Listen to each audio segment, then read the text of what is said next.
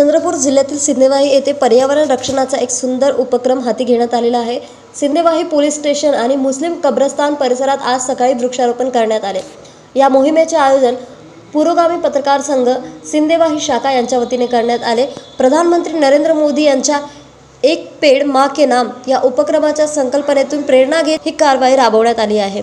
यावेळी सिंदेवाही नगराध्यक्ष भास्कर नन्नावरे, पोलीस निरीक्षक कांचन पांडे, मुस्लिम कब्रस्तान कमिटीचे अध्यक्ष युनुसभाई शेख, जामा मस्जिद अध्यक्ष चांद शेख तसेच अनेक मान्यवर उपस्थित होते। वृक्षारोपणासाठी पुरोगामी पत्रकार संघाचे अध्यक्ष मिथुन मेश्राम, उपाध्यक्ष कुणाल ओंदिरवाडे, सचिव अमान कुरेशी आणि संपूर्ण संघाने विशेष मेहनत घेतली।